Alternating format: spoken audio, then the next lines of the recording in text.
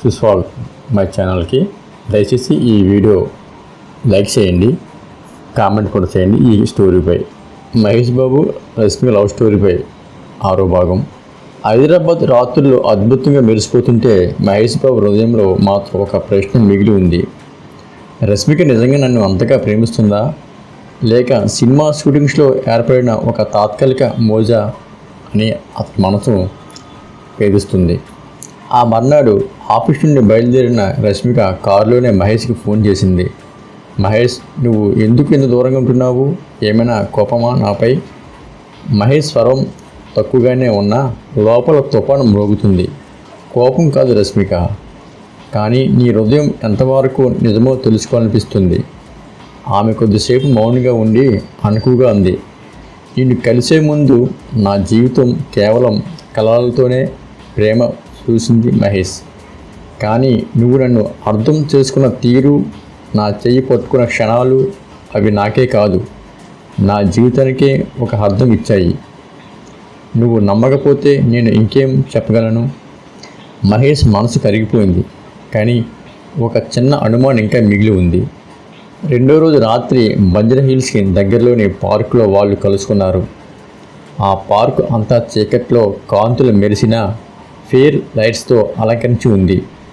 రష్మిక తెల్లని డ్రెస్ వేసుకుని గాలి తాకిడిలో జుట్టు ఊగుతూ వచ్చేసింది.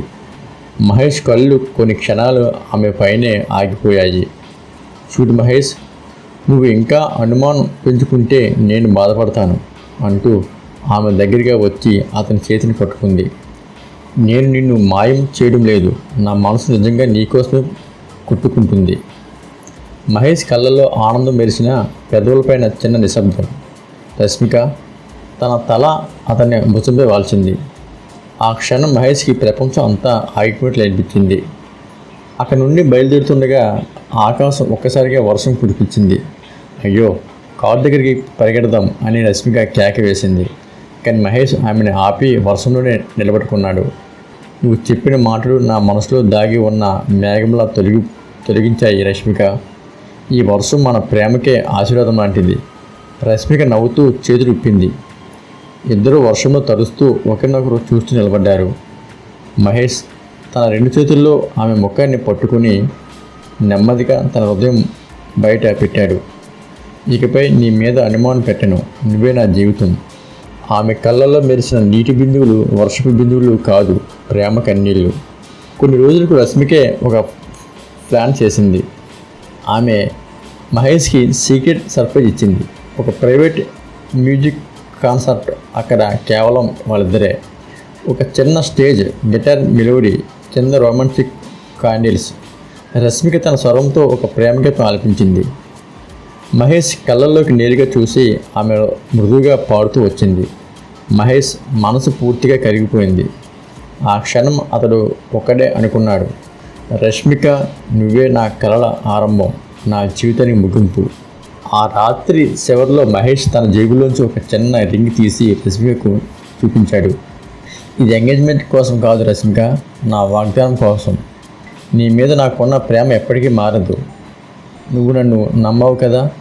రష్మిక కళ్ళలో కన్నీళ్లు తుడుస్తూ రింగ్ తీసుకుని తన వేలికి వేసుకుంది.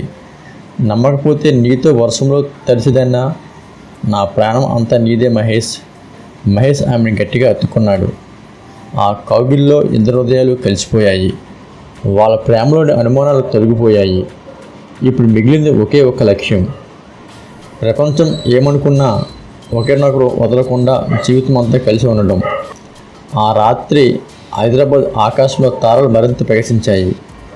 ఎందుకంటే వాటి కింద మహేష్ రష్మిక ప్రేమ కథ ఒక కొత్త మలుపు తిరిగింది. మిగతాది మరో భాగం తెలుసుకుందాం. ఈ వీడియోపై మీ అభిప్రాయం తెలియజేయండి. ధన్యవాదాలు.